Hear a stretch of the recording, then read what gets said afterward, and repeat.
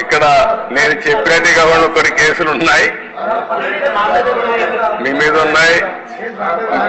కేసులు పెట్టిన వాళ్ళు మీరు ఒకసారి లేండి.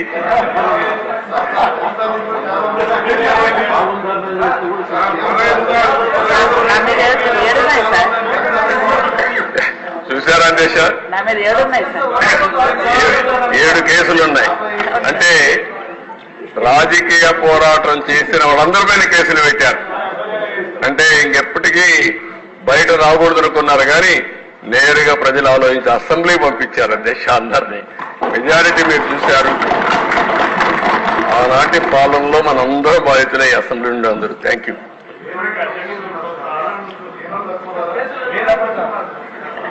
నెక్స్ట్ మీ ఇంట్లో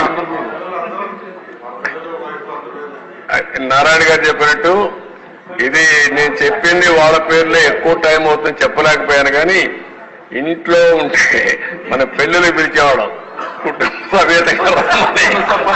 ఇప్పుడు కుటుంబ పరివారం అందరిపైన కేసులు పెట్టారు. సపరివారం అందరి మీద ఒకరిద్దరు కాకుండా అందరిపైన కేసులు.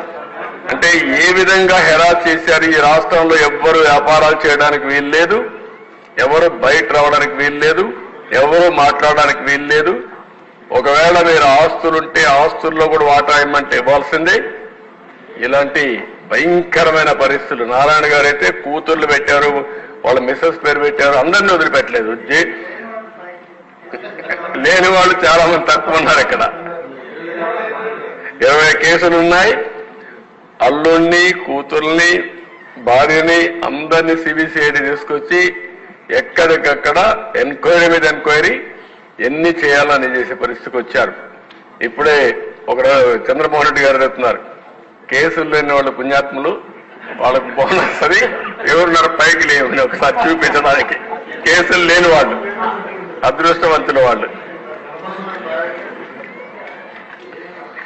చూసారా దేశ కేసులు లేని వాళ్ళు వీళ్ళు మాత్రం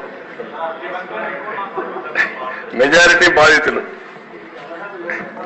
ఓకే, థ్యాంక్ యూ.